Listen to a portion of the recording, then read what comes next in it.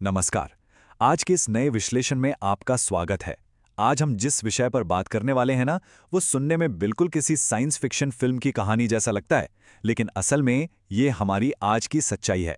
आज की इस चर्चा में हम समझेंगे कि कैसे आर्टिफिशियल इंटेलिजेंस, या आसान शब्दों में कहें तो एआई, युद्ध लड़ने के पूरे तरीके को जड़ से बदल रहा है। इस विषय के बारे में पहले से जानकारी हो या ना हो, बिल्कुल फिक्र मत कीजिए। हम सारे भारी भरकम तकनीकी शब्दों को हटाकर इसे बिल्कुल आसान भाषा में समझने वाले हैं। तो चलिए, बिना किसी देरी के सीधे इसमें उतरते हैं। इस पूरी चर्चा की शुरुआत हम 2017 में दिए गए एक बेहद ही शक्तिशाली बयान से करते हैं। जो भी इस क्षेत्र में नेता बनेगा, वो दुनिया का शासक बनेगा। जरा सोचिए, ये किसी हॉलीवुड फिल्म का डायलॉग नहीं है। ये बयान साफ दिखाता है कि दांव कितने ऊंचे लगे हुए हैं। बारूद और परमाणु हथियारों के बाद एआई को युद्ध के मैदान की तीसरी क्रांति कहा जा रहा है। आप इसे 21वीं सदी का नया बारूद मान सकते हैं, और दुनिया के जितने भी शक्तिशाली देश हैं, सब के सब इस दौड़ में सबसे आगे निकलने की होड़ में लगे हुए हैं। आज के हमारे इस विश्लेषण का रास्ता कुछ इस तरह रहेगा। पहले हम समझेंगे कि युद्ध में एआई आखिर है क्या, फिर बात करेंगे निर्णय लेने की प्रक्रिया पर। इसके बाद कुछ असली दुनिया के उदाहरण देखेंगे, फिर अमेरिका और चीन की टक्कर को समझेंगे, और अंत में इसके खतरों और नैतिक सवालों पर चर्चा करेंगे। तो चलिए सबसे पहले हिस्से से शुरू करते हैं। युद्ध में एआई क्या है? आधुनिक युद्ध को समझने के लिए एक बहुत ही महत्वपूर्ण शब्द जानना होगा। हाइपरवॉर। देखिए, आज के युद्ध के मैदान में हर सेकेंड सेंसर्स, सैटेलाइट्स और रडार से पेटाबाइट्स में डेटा पैदा होता है। इतना सारा डेटा कि कोई भी इंसानी दिमाग उसे इतनी जल्दी समझ ही नहीं सकता। और बस यही एंट्री होती है एआई की। हाइपरवॉर एक ऐसी स्थिति है जहां मशीनें इंसानों की सोच से भी कहीं ज्यादा तेजी से काम करती हैं। ये सब इतना तेज और ऑटोमेटिक होता है कि इसमें इंसान के फैसले लेने का जो समय होता है ना, वो लगभग खत्म ही हो जाता है। इसे एक बहुत ही आम सी चीज से समझते हैं। जब स्मार्टफोन पर किसी लोन ऐप का इस्तेमाल किया जाता है तो क्या होता है? वो ऐप एक सेकंड में हजारों अनदेखे डेटा पॉइंट्स का विश्लेषण करता है और तुरंत बता देता है कि लोन मिलेगा या नहीं। मिलिट्री एआई बिल्कुल इसी तरह काम करता है। ये समझ लीजिए कि वो एक एल्गोरिथम जनरल की तरह है, जो युद्ध के मैदान के टेराबाइट्स के शोर और डेटा को प्रोसेस करता है और पलक झपकते ही दुश्मन के सही ठिकाने को ढूंढ निकालता है। अब आते हैं हमारे दूसरे हिस्से पर। युद्ध में निर्णय लेने की प्रक्रिया कैसे काम करती है। सैन्य रणनीति में एक बहुत ही मशहूर सिद्धांत है, जिसे उडा लूप कहा जाता है। इसके 4 अहम कदम होते हैं। पहला, ऑब्जर्व यानी जानकारी जुटाना। दूसरा, ओरिएंट यानी उस जानकारी का मतलब समझना। तीसरा, डिसाइड यानी रणनीति बनाना। और चौथा, एक्ट यानी कार्रवाई करना। नियम बहुत ही सीधा है। जो भी सेना इन 4 कदमों को अपने दुश्मन से पहले और ज्यादा तेजी से पूरा कर लेती है, जीत पक्की तौर पर उसी की होती है। अब जरा इतिहास की तरफ मुड़कर देखें तो सेना के कमांडरों को इस ओडा लूप को पूरा करने में, यानी सारी जानकारी जुटाकर कोई ठोस फैसला लेने में कई दिन या कम से कम कई घंटे तो लग ही जाते थे। लेकिन अब सबसे दिलचस्प और हैरान करने वाली बात यह है कि एआई के एल्गोरिदम इस पूरी प्रक्रिया के बीच वाले हिस्सों, यानी ओरिएंट और डिसाइड को कुछ ही सेकंड्स में समेट रहे हैं। जहां एक इंसान को सोचने में समय लगता है, वहीं मशीनें पल भर में डेटा प्रोसेस करके फैसला तैयार कर देती हैं। अगर हम आज के इस कमांड एंड कंट्रोल या C2 साइकिल को देखें तो साफ पता चलता है कि आज की सेनाएं एआई पर कितनी ज्यादा निर्भर होती जा रही हैं। एआई सेंसर्स से तुरंत डेटा उठाता है और सेकंड्स में उसका अर्थ निकालकर सामने रख देता है। जब कोई सेनाएं एआई की मदद से इतनी भयंकर तेजी से काम करती है ना, तो दुश्मन को संभलने या सोचने का मौका ही नहीं मिलता और उनकी निर्णय लेने की क्षमता पूरी तरह से ढह जाती है। चलिए अब थ्योरी से बाहर निकलते हैं और तीसरे हिस्से पर आते हैं, असली दुनिया के उदाहरण। यहां एक बहुत ही डरावना लेकिन अहम शब्द आता है, लॉज यानी लीथल ऑटोनॉमस वेपन सिस्टम्स। सीधे शब्दों में कहें तो ये कोई आम ड्रोन नहीं है जिन्हें कोई इंसान रिमोट से उड़ा रहा हो। ये पूरी तरह से आज़ाद किलर रोबोट्स हैं। ये हथियार ऐसे बनाए गए हैं कि बिना किसी इंसान के बटन दबाएं ये खुद ही तय कर सकते हैं कि किसे अपना निशाना बनाना है और कब हमला करना है। तकनीक के लिहाज से देखा जाए तो ये एक बहुत बड़ी और सच कहूं तो एक खतरनाक छलांग है। और ध्यान दीजिए, ये कोई भविष्य की बातें नहीं हैं, ये सब आज इसी वक्त हो रहा है। अमेरिका का प्रोजेक्ट मेवन एआई का इस्तेमाल करके वीडियो फुटेज से दुश्मनों के ठिकानों को खुद ब खुद पहचान लेता है। अगर यूक्रेन युद्ध की बात करें तो वहां फेशियल रिकग्निशन यानी चेहरे पहचानने वाली तकनीक का इस्तेमाल करके सैनिकों को ट्रैक किया जा रहा है। और एक बहुत ही चौंकाने वाला प्रोग्राम है विप्लैश। ये ऐसे जेट स्की हैं जो बिना किसी इंसान के पानी पर चलते हैं, पूरी तरह विस्फोटकों से भरे होते हैं और सीधे अपने लक्ष्य पर जाकर टकरा सकते हैं। तो सवाल उठता है कि इन तेज तर्रार एआई हमलों से बचा कैसे जाए, जैसे ड्रोन स्वार्म्स यानी एक साथ उड़ने वाले अनगिनत ड्रोन्स के झुंड से निपटने का एक प्रस्तावित मॉडल यहां दिखाया गया है। सबसे पहले दूर से रडार उन्हें डिटेक्ट करता है, फिर बीच रास्ते में उनके सिग्नल्स को जैम कर दिया जाता है और अंत में लेजर या मिसाइल से उन्हें नष्ट किया जाता है। ये सुनने में आसान लग सकता है, लेकिन ये पूरी प्रक्रिया इतनी तेज होती है कि इसे इंसानों के भरोसे छोड़ा ही नहीं जा सकता। इसके लिए एआई का होना एकदम जरूरी है। आगे बढ़ते हैं हमारे चौथे हिस्से की तरफ, अमेरिका और चीन की टक्कर। दुनिया की इन दोनों महाशक्तियों का रवैया इस तकनीक को लेकर बिल्कुल अलग है।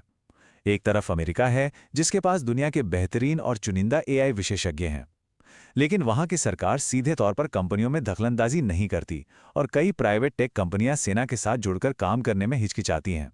वहीं दूसरी तरफ चीन है। चीन के पास इंजीनियरों की एक बहुत बड़ी आबादी है और वहां की सरकार पूरी ताकत लगाकर अपने नागरिक और सैन्य संसाधनों को एक साथ जोड़ रही है। चीन के इस सिस्टम को गहराई से समझने के लिए हमें उनकी मिलिट्री सिविल फ्यूजन MCF रणनीति को जानना होगा। ये कोई इत्तेफाक नहीं है, बल्कि चीन की एक सोची समझी सरकारी रणनीति है। इसका सीधा सा मतलब ये है कि वहाँ कमर्शियल स्तर पर या आम नागरिकों के लिए जो भी एआई तकनीक या रिसर्च विकसित की जाती है, उसे बिना किसी रोक टोक के सीधे सेना को ताकतवर बनाने के लिए भी इस्तेमाल किया जाता है। चीन का ये इकोसिस्टम बहुत ही विशाल है। इसमें CETC जैसी बड़ी बड़ी सरकारी कंपनियां शामिल हैं। इसके साथ ही वहाँ के 7 प्रमुख विश्वविद्यालय हैं, जिन्हें 7 सन्स कहा जाता है। इनका काम ही सीधे सेना के लिए रिसर्च करना है। और अब तो वहाँ ढेरों नए स्टार्टअप्स और वेंडर्स भी सामने आ रहे हैं, जो तेजी से सेना को ऐसी एआई तकनीक सप्लाई कर रहे हैं जिसका इस्तेमाल आम जिंदगी और युद्ध के मैदान दोनों जगह हो सकता है। अब आते हैं हमारे आखिरी और शायद सबसे अहम हिस्से पर, इसके खतरे और इससे जुड़े नैतिक सवाल।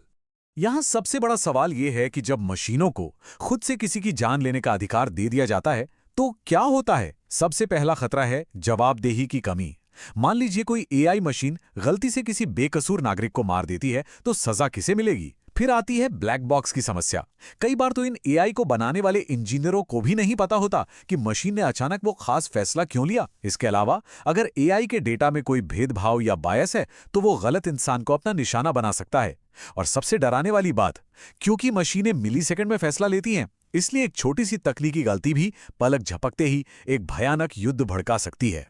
देखिए, युद्ध भयानक होता है, लेकिन एक इंसान युद्ध में डरता है। उसमें कहीं ना कहीं सहानुभूति होती है, नैतिकता होती है। ये मानवीय भावनाएं ही अक्सर हमें पूरी तबाही मचाने से रोकती हैं। लेकिन मशीनों को डर या सहानुभूति महसूस नहीं होती। एआई से चलने वाले युद्ध में किसी की जान लेने का फैसला महज एक मशीनी गणित बनकर रह जाता है, जो कुछ मिलीसेकंड में पूरा हो जाता है।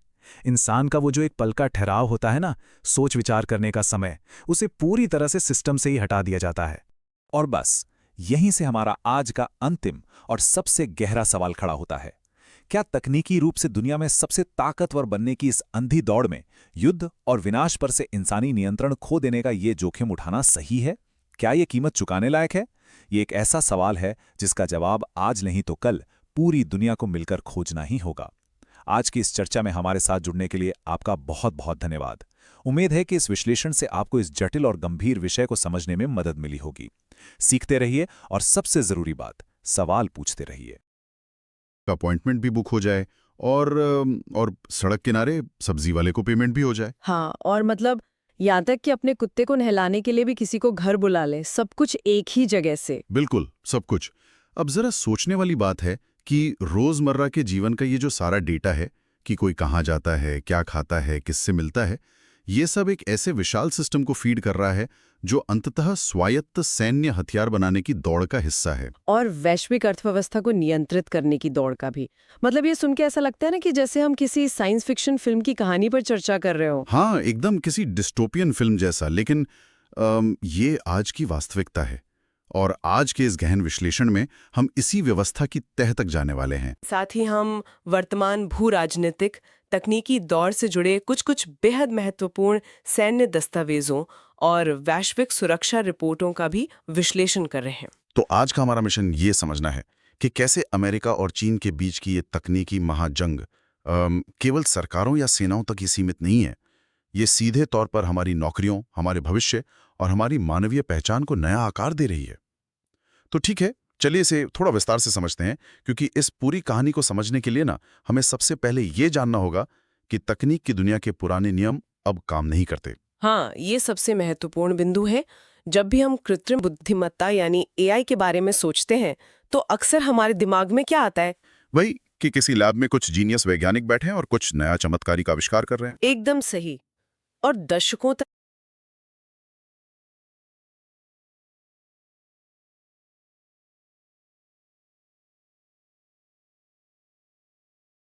एआई का पूरा ध्यान डिस्कवरी मतलब नई खोजों पर केंद्रित था। लेकिन हमारे स्रोतों और काइफू ली के विश्लेषण से ये एकदम स्पष्ट है कि हम उस खोज के युग से काफी आगे निकल चुके हैं। मुझे खोज बनाम कार्यान्वयन वाला विचार बहुत दिलचस्प लगा। मतलब 2000 के दशक के मध्य में जब जेफरी हिंटन जैसे शोधकर्ताओं ने डीप लर्निंग के क्षेत्र में उन जटिल न्यूरल नेटवर्क्स को सफलतापूर्वक काम करना सिखाया था, तो वो वास्तव में एक ऐतिहासिक क्षण था। लेकिन ली का तर्क यही है कि वो युग अब समाप्त हो गया है। अब हम इम्प्लीमेंटेशन यानी कार्यान्वयन के युग में हैं। मैं इसे थॉमस एडिसन के उदाहरण से देखता हूँ। एडिसन द्वारा बिजली के बल्ब का आविष्कार करना एक बात थी, वो डिस्कवरी थी, लेकिन दुनिया केवल एक बल्ब से तो नहीं बदली ना। बिल्कुल नहीं। दुनिया तब बदली जब हजारों साधारण इंजीनियरों ने उस बिजली का इस्तेमाल करके पूरे देश में पावर ग्रिड बिछाए। हाँ, और वॉशिंग मशीन बनाए, रेफ्रिजरेटर बनाए, कारखानों को चलाया। एआई के साथ आज बिल्कुल यही हो रहा है। हम अब नए बिजली के आविष्कार का इंतजार नहीं कर रहे हैं, बल्कि हम उसे हर जगह लागू कर रहे हैं। अगर हम इसे व्यापक नजरिए से देखें तो इस कार्यान्वयन के युग में जीतने के नियम पूरी तरह से पलट गए हैं। खोज के युग में आपके पास दुनिया के शीर्ष 10 या 20 सबसे प्रतिभाशाली दिमाग होने चाहिए थे, जो कि सिलिकॉन वैली का पूरा मॉडल रहा है। सर्वश्रेष्ठ प्रतिभाओं को एक जगह लाओ। वही तो। लेकिन जब बात कार्यान्वयन की आती है तो क्वालिटी की तुलना में क्वांटिटी, मेरा मतलब है मात्रा, कहीं अधिक महत्वपूर्ण हो जाती है। आपको कुछ चुनिंदा नोबेल पुरस्कार विजेताओं की जरूरत नहीं है। तो फिर किसकी जरूरत है? आपको लाखों ऐसे मेहनती सॉफ्टवेयर इंजीनियरों की जरूरत है जो बस मौजूदा एल्गोरिदम को लें और उन्हें खेती, बैंकिंग, परिवहन और स्वास्थ्य सेवाओं जैसी चीजों में फिट कर दें। और यहीं पर चीन की विशाल जनसंख्या उनके लिए सबसे बड़ा हथियार बन जाती है। तथ्य तो यही बताते हैं, चीन के पास हर साल ग्रेजुएट होने वाले सॉफ्टवेयर इंजीनियरों की एक अकल्पनीय फौज है। वे शायद दुनिया के सबसे महान आविष्कारक ना हों, लेकिन वे तकनीक को जमीनी स्तर पर लागू करने में माहिर हैं। और मुझे लगता है कि इस कार्यान्वयन के लिए एक और चीज सबसे ज्यादा जरूरी है, जो है डेटा। एआई सिस्टम्स को एक भूखे इंजन की तरह देखा जा सकता है। हाँ, जिसे लगातार डेटा का ईंधन चाहिए, और डेटा पैदा करने के मामले में तो चीन का कोई मुकाबला ही नहीं है। डेटा की बात करें तो ये हमें सीधे सिलिकॉन वैली और चीन के इकोसिस्टम के बीच के उस बुनियादी अंतर की ओर ले जाता है जो मुझे स्रोत पढ़ते हुए सबसे ज्यादा चौंकाने वाला लगा। दोनों का कारोबारी माहौल बिल्कुल अलग दुनिया जैसा लगता है। हाँ, सिलिकॉन वैली का दृष्टिकोण हमेशा से बहुत मिशन संचालित रहा है। वहाँ के लोग स्टीव जॉब्स से प्रभावित हैं। वे दुनिया को एक बेहतर जगह बनाने के आदर्शवादी सपने देखते हैं। लेकिन इसके उलट काइफू ली चीन के कारोबारी माहौल को एक ग्लैडिएटर इकोसिस्टम कहते हैं। ये कोई आदर्शवादी जगह नहीं है, ये तो मारो या मर जाओ का अखाड़ा है। ये एक बहुत ही सटीक उपमा है। सिलिकॉन वैली में अक्सर एक ओरिजिनल आइडिया को पवित्र माना जाता है। अगर किसी ने कोई नया ऐप बनाया है तो बाकी लोग सम्मानजनक दूरी बनाए रखते हैं। हाँ, कोई कॉपी नहीं करता जल्दी। बिल्कुल। लेकिन चीन के इंटरनेट इकोसिस्टम में प्रतिस्पर्धा इतनी क्रूर और आदिम है कि एक विचार के सामने आते ही रातों रात 100 अलग-अलग कंपनियां उसे कॉपी कर लेती हैं। बाप रे। और वे सिर्फ कॉपी नहीं करती, वे एक दूसरे को बाजार से खत्म करने के लिए किसी भी हद तक जाती हैं। एक मिनट रुकिए, यहीं पे मुझे हमेशा उलझन होती है। पश्चिमी दुनिया में ये धारणा बहुत गहरी है कि चीन सिर्फ एक कॉपीकैट है। अगर वे सिर्फ सिलिकॉन वैली की नकल कर रहे हैं तो वे इस दौड़ में आगे कैसे निकल सकते हैं? ये एक बहुत ही तार्किक सवाल है। मतलब नकल करने वाला तो हमेशा एक कदम पीछे ही रहेगा ना। हाँ, और यहीं पर ज्यादातर विश्लेषक गलती करते हैं। शुरुआती दौर में चीन ने बेशक नकल की, लेकिन उस ग्लैडिएटर जैसी भीषण प्रतिस्पर्धा ने उन्हें एक अलग तरह का नवाचार करने पर मजबूर कर दिया। अच्छा। हाँ, इसे सिर्फ कॉपीकैट कहना पूरी सच्चाई को नजरअंदाज करना है। हमारे स्रोतों में ग्रुपोन और चीन की कंपनी मेituan की जो केस स्टडी है वो इस बात को पूरी तरह स्पष्ट कर देती है। हाँ, वो कहानी सचमुच आंखें खोलने वाली है, ग्रुपन वाली बात। सोच कर देखिए, जब ग्रुपोन जैसी दिग्गज अमेरिकी कंपनी ने चीन के बाजार में प्रवेश किया तो उन्हें लगा कि उनका सुपीरियर सिलिकॉन वैली मॉडल आसानी से जीत जाएगा। उनका आत्मविश्वास कुछ ज्यादा ही था। बिल्कुल, लेकिन जब वे वहां पहुंचे तो चीन में वैसी ही 5000 से अधिक कंपनियां पहले से ही एक दूसरे से खूनी लड़ाई लड़ रही थीं। 5000 कंपनियां? हाँ, तो ग्रुपोन ने अपनी वही पारंपरिक साफ सुथरी रणनीति अपनाई और वे वहां बुरी तरह विफल रहे। और मेituan ने क्या किया? मेituan ने सिर्फ ग्रुपोन फाइल किया, कॉपी नहीं किया। जब उन्होंने देखा कि सिर्फ डिस्काउंट कूपन बेचना काफी नहीं है तो उन्होंने हजारों कर्मचारियों को सड़कों पर उतारा। वो सीधे छोटे दुकानदारों के पास गए, मतलब जमीनी स्तर पर काम किया। एकदम उनके साथ संबंध बनाए, अपने ऐप में हर दिन दर्जनों नए बदलाव किए और लाभ मार्जिन को इतना कम कर दिया जो किसी भी अमेरिकी कंपनी के लिए अकल्पनीय था। और आज मेituan $130 बिलियन की विशाल कंपनी है। भोजन वितरण से लेकर होटल बुकिंग तक सब कुछ करती है। और ग्रुपोन का वजूद बहुत सीमित रह गया है। तो ये सिर्फ एक बेहतरीन कोड लिखने के बारे में नहीं है, ये उस कोड को कीचड़ और पसीने वाली जमीनी हकीकत से जोड़ने के बारे में है। और यही बात मुझे उस सुपर ऐप WeChat की ओर लाती है। हाँ, जिसके बारे में हमने शुरुआत में बात की थी। बिल्कुल। WeChat असल में व्हाट्सएप जैसा कोई सिंपल मैसेजिंग प्लेटफॉर्म नहीं है। ये जीवन का एक डिजिटल रिमोट कंट्रोल बन चुका है। काई-फू ली ने तो चीन को डेटा का सऊदी अरब तक कह दिया है। ये तुलना इसलिए अहम है क्योंकि आज के युग में डेटा ही नया तेल है। लेकिन हमें ये समझना होगा कि डेटा के भी अलग-अलग प्रकार होते हैं। जैसे कि अमेरिका में गूगल या मेटा जैसी कंपनियां मुख्य रूप से ये ट्रैक करती हैं कि आप ऑनलाइन क्या सर्च कर रहे हैं, किस तस्वीर को लाइक कर रहे हैं। ये डिजिटल इंटेंट का डेटा है। हाँ, कि मेरे दिमाग में क्या चल रहा है।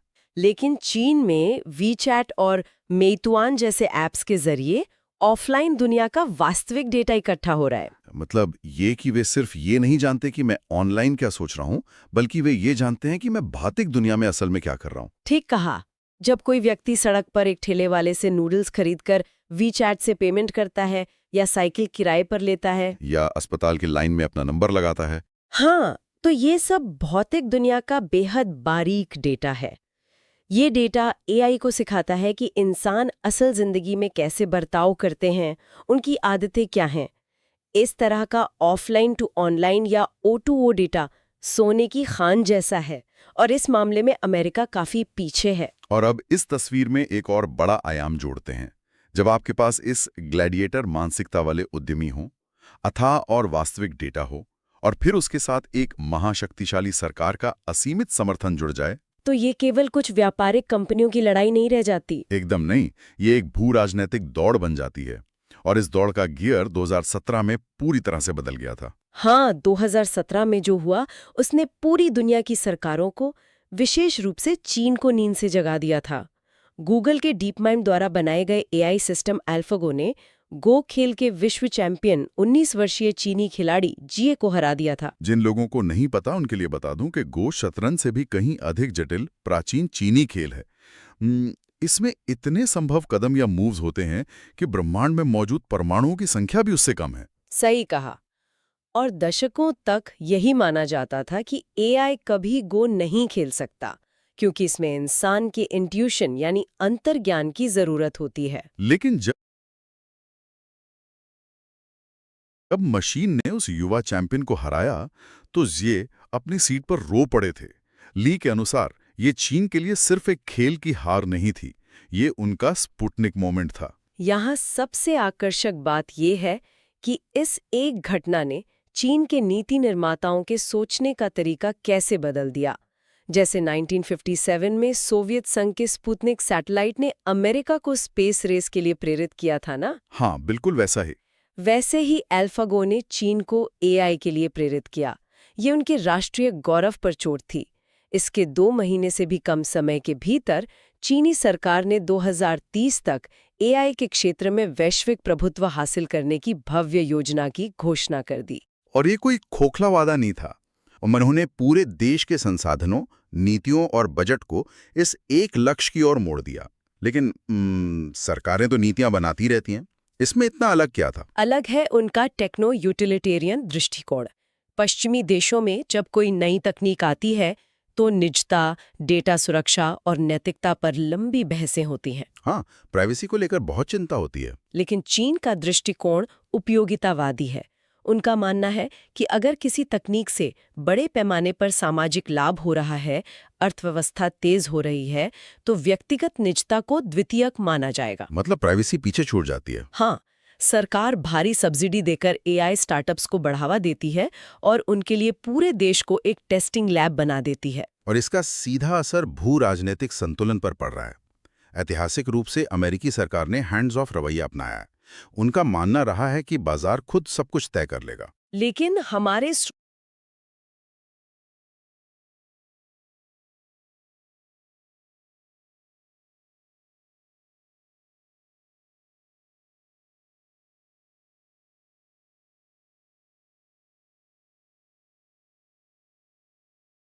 दिखाते हैं कि ये अब बदल रहा है। एआई की सैन्य क्षमताओं को देखते हुए अमेरिका अब हाथ पर हाथ धरे नहीं बैठा है। हाँ, सैन्य दस्तावेजों को देखते हुए तो दोनों देशों के बीच स्वायत्त हथियारों की दौड़ बहुत स्पष्ट नजर आती है। अगर हम निष्पक्ष रूप से इस पूरे परिदृश्य का विश्लेषण करें तो ये स्पष्ट होता है कि दोनों ही महाशक्तियां एआई को अपनी राष्ट्रीय सुरक्षा का केंद्र बना चुकी हैं। जैसे अमेरिकी रक्षा विभाग का प्रोजेक्ट मेवेन ले लीजिए। बिल्कुल, युद्ध के मैदान में हजारों घंटे की ड्रोन फुटेज होती है जिसे इंसान नहीं देख सकता। प्रोजेक्ट मेविन में मशीन लर्निंग का उपयोग किया जाता है ताकि कंप्यूटर विजन तकनीक पलक झपकते ही संदिग्ध चीजों को पहचान ले। मतलब युद्ध के मैदान में निर्णय लेने की गति अब इंसानी क्षमताओं से परे हो रही है। और मैंने स्टारगेट प्रोजेक्ट के बारे में भी पढ़ा, जिसमें अमेरिका $100 अरब से अधिक का निवेश सिर्फ एआई सुपर कंप्यूटर बनाने के लिए कर रहा है। हाँ, और दूसरी तरफ चीन मिलिट्री सिविल फ्यूजन की नीति पर काम कर रहा है। ये मिलिट्री सिविल फ्यूजन क्या है? इसका सीधा अर्थ है कि जो भी तकनीक उनके नागरिक स्टार्टअप्स विकसित कर रहे हैं, चाहे वो फेशियल रिकग्निशन हो या लॉजिस्टिक एआई, वो सीधे सेना के साथ साझा की जाती है। उनका लक्ष्य इंटेलिजेंटाइज्ड वॉरफेयर है, जिसमें वो स्वॉर्म ड्रोन्स भी शामिल है ना, जहां हजारों छोटे ड्रोन्स एक छत्ते की तरह आपस में संवाद करते हुए बिना इंसानी निर्देश के एक साथ हमला कर सकते हैं। हाँ, वो बहुत खतरनाक है। और इसके साथ ही कॉग्निटिव वॉरफेयर का खतरा भी है, जहां एआई जनरेटेड डीप फेक और डेटा मैनिपुलेशन के जरिए दुश्मन देश के लोगों को भ्रमित किया जाता है। यहाँ यह विषय और भी ज्यादा दिलचस्प हो जाता है, क्योंकि जब भी हम एआई के खतरों की बात करते हैं तो हॉलीवुड फिल्मों की वजह से हमारे दिमाग में सिर्फ टर्मिनेटर जैसे किलर रोबोट या युद्ध की तस्वीरें आती हैं। हाँ, लोग अक्सर यही सोचते हैं। लेकिन कायफुली के अनुसार जो सबसे बड़ा और सबसे तत्कालिक खतरा हमारे सामने खड़ा है, वो सैन्य नहीं है, वो खतरा आर्थिक है। वो रोजगार के उस संकट का है जो दुनिया भर के समाजों को अंदर से हिला सकता है। ये एक बहुत ही गंभीर विषय है, क्योंकि एआई क्रांति की प्रकृति पिछली सभी औद्योगिक क्रांतियों से पूरी तरह अलग है। कैसे? 19वीं सदी में जब मशीनें आईं तो उन्होंने किसानों और शारीरिक श्रम करने वाले मजदूरों की जगह ली थी। तो लोगों को लगा कि एआई भी ऐसा ही करेगा, कि रोबोट पहले फैक्ट्री के मजदूरों को हटाएंगे। लेकिन सच्चाई इसके बिल्कुल विपरीत है ना? एकदम विपरीत। एआई सबसे पहले उन नौकरियों को खत्म कर रहा है जिन्हें सुरक्षित माना जाता था, यानी बौद्धिक श्रम करने वाले, डेस्क पर बैठने वाले सफेद कॉलर कर्मचारी। ये एक बहुत बड़ा पैराडाइम शिफ्ट है। जब मैं उन नौकरियों की सूची देखता हूं तो सच में थोड़ा डरावना लगता है। टेलीमार्केटर, बेसिक अनुवादक, यहां तक कि रेडियोलॉजिस्ट और बैंक में लोन पास करने वाले अधिकारी। हाँ, ये सब खतरे में है। लेकिन सोचने वाली बात यह है कि एआई एक फैक्ट्री मजदूर से पहले एक रेडियोलॉजिस्ट की जगह क्यों ले रहा है? इसे समझने के लिए हमें काम की प्रकृति को देखना होगा। जिन नौकरियों का आपने जिक्र किया वे अनुकूलन आधारित या ऑप्टिमाइजेशन बेस्ड हैं। मतलब सिर्फ डेटा पर आधारित? हाँ, एक रेडियोलॉजिस्ट का काम मुख्य रूप से एक्सरे या एमआरआई में पैटर्न को पहचानना है। ये काम एक बंद कमरे में बिना किसी सामाजिक संपर्क के किया जा सकता है। एआई एल्गोरिदम लाखों स्कैन पढ़कर इंसानों से कहीं अधिक सटीकता और तेजी से ट्यूमर का पता लगा सकते हैं। और लोन अधिकारी का काम भी तो सिर्फ डेटा देखकर जोखिम का आकलन करना है। मशीन ये काम पलक झपकते कर सकती है। बिल्कुल। लेकिन फिर कौन सी नौकरियां सुरक्षित हैं? क्योंकि स्रोत बताते हैं कि कुछ नौकरियां फिलहाल एआई की पहुंच से पूरी तरह बाहर है। ये 2 मापदंड बताते हैं, सामाजिक जटिलता और शारीरिक निपुणता। एक तरफ एआई रेडियोलॉजिस्ट को रिप्लेस कर सकता है, लेकिन दूसरी तरफ एक हेयर स्टाइलिस्ट, बुजुर्ग की देखभाल करने वाली नर्स या एक डॉग ट्रेनर भी सुरक्षित है। वो कैसे? क्योंकि एक रोबोट के लिए शतरंज खेलना या बीमारी का पता लगाना आसान है, लेकिन एक कुत्ते को नहलाना या किसी निराश मरीज का हाथ पकड़कर उसे सांत्वना देना या फिर किसी अव्यवस्थित कमरे में सफाई करना, ये सब फिलहाल तकनीक के लिए असंभव है। हाँ, इनमें उच्च स्तर की सहानुभूति और शारीरिक अनुकूलन की आवश्यकता होती है। यह बहुत विडंबनापूर्ण है कि हम अक्सर बौद्धिक कार्यों को अधिक महत्व देते हैं, लेकिन एआई के युग में शायद मानवीय स्पर्श और शारीरिक कुशलता ही सबसे मूल्यवान कौशल बन जाए। ये तो है। लेकिन जब ली कहते हैं कि अमेरिका में अगले 15 से 20 सालों में 40 से 50% नौकरियां स्वचालित हो सकती हैं, तो ये एक भयानक सामाजिक पतन का संकेत लगता है। बहुत भयानक। एक इनकम या यूबीआई का तर्क देते हैं कि अगर मशीनें सब कुछ कर रही हैं तो सरकार बस हर नागरिक को जीवन यापन के लिए एक तय रकम दे दे। क्या ये एक तार्किक समाधान नहीं है? मैं इस बिंदु पर ली के नजरिए से सहमत हूँ। ली यूनिवर्सल बेसिक इनकम का कड़ा विरोध करते हैं और इसे केवल एक पेन किलर बताते हैं। Pain killer? हाँ, अगर आपको कोई गंभीर बीमारी है और आप सिर्फ दर्द की गोली खा लें तो दर्द कुछ देर के लिए छिप जाएगा, लेकिन बीमारी खत्म नहीं होगी। मतलब समस्या वहीं की वहीं रहेगी? बिल्कुल। काम केवल घर का खर्च चलाने का जरिया नहीं है, यह इंसान को एक पहचान, एक दिनचर्या और सबसे महत्वपूर्ण एक उद्देश्य देता है। अगर आधी आबादी को घर बैठने के लिए पैसे दिए जाएंगे तो वे भूखे नहीं मरेंगे, लेकिन उनका मानसिक और सामाजिक पतन हो जाएगा। यह गरिमा खोने का संकट है। और ये संकट सिर्फ अमीर देशों तक ही सीमित नहीं रहेगा। ली की चेतावनी विकासशील देशों के लिए और भी अधिक भयानक है। दशकों से विकासशील देशों ने गरीबी से बाहर निकलने के लिए एक ही फॉर्मूला अपनाया है: सस्ते श्रम का उपयोग करके विदेशी कंपनियों को आकर्षित करना। बिल्कुल, चीन और भारत जैसे देशों ने यही किया है। लेकिन जब एक रोबोट अमेरिका की किसी फैक्ट्री में उसी लागत में बिना थके 24 घंटे काम कर सकता है, तो कोई कंपनी विकासशील देशों में अपना काम क्यों भेजेगी? ठीक इसी बिंदु पर वैश्विक असमानता का खतरा अपने चरम पर पहुंच जाता है। एआई का अर्थशास्त्र विनर टेक ऑल मॉडल पर काम करता है। मतलब जो देश या कंपनी सबसे पहले बेहतरीन एआई बना लेगी, वह बाजार का 90% मुनाफा समेट लेगी। और इस नई व्यवस्था में सस्ता श्रम कोई फायदा नहीं रह जाएगा? एकदम नहीं। दुनिया स्पष्ट रूप से 2 हिस्सों में बंट सकती है। एआई सुपर पावर्स जो दुनिया का सारा धन बटोर रहे होंगे, और बाकी की दुनिया जो आर्थिक रूप से अप्रासंगिक हो चुकी होगी। इन सभी भारी आंकड़ों, सैन्य महाजंग और रोजगार के इस डरावने संकट के बीच मुझे लगा था कि ये किताब बहुत ही निराशाजनक अंत की ओर जाएगी। हाँ, शुरुआत में ऐसा ही लगता है। लेकिन ली अपनी किताब का अंत एक बेहद व्यक्तिगत और अप्रत्याशित मोड़ के साथ करते हैं। इस पूरी तकनीकी भूलभुलैया का समाधान वे किसी नए सॉफ्टवेयर में नहीं, बल्कि हमारी मानवीय कमजोरियों में खोजते हैं। हाँ, और ये समाधान किसी प्रयोगशाला से नहीं, बल्कि मौत के बेहद करीब पहुंचने के उनके अपने अनुभव से आया था। जब काइफू ली अपने करियर के बिल्कुल शिखर पर थे, तो उन्हें लिम्फोमा यानी एक गंभीर कैंसर का निदान हुआ। उस पल ने उनकी पूरी दुनिया उलट दी। उन्होंने जीवन भर खुद को एक मशीन की तरह ट्रीट किया था ना? हाँ, बिल्कुल, एक एल्गोरिदम की तरह। वे अपनी उत्पादकता को मिनटों में मापते थे, सोते समय भी काम करते थे। लेकिन मौत को सामने देखकर उन्हें एहसास हुआ कि ये सब व्यर्थ था। उन्होंने महसूस किया कि एआई चाहे कितना भी शक्तिशाली हो जाए, चाहे वो युद्ध जीत ले या अर्थव्यवस्था चला ले, वो एक चीज कभी नहीं कर सकता। वो प्यार महसूस नहीं कर सकता और करुणा नहीं दिखा सकता।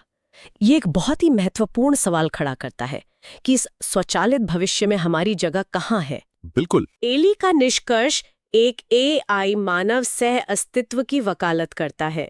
हमें मशीनों से मुकाबला करने की कोशिश छोड़ देनी चाहिए।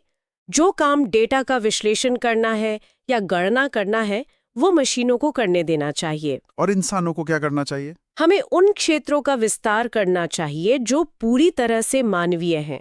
हमें कंपैशनेट इंडस्ट्रीज जैसे शिक्षा, मानसिक स्वास्थ्य देखभाल, बुजुर्गों की सेवा, इनमें भारी निवेश करना होगा, जहां इंसान इंसानों की देखभाल करे और एआई पृष्ठभूमि में बस व्यवस्था को सुचारू बनाए रखे। तो आखिर इस सब का क्या मतलब है?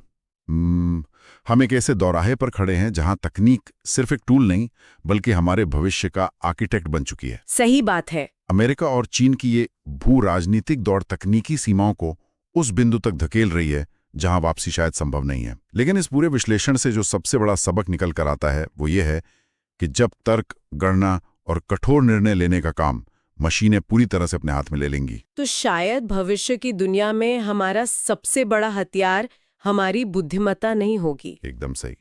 शायद सबसे मूल्यवान कौशल महज एक दूसरे के प्रति गहरी संवेदना रखना और इंसान बने रहने की क्षमता ही रह जाएगी। ये सच में जरा गहराई से सोचने वाली बात है।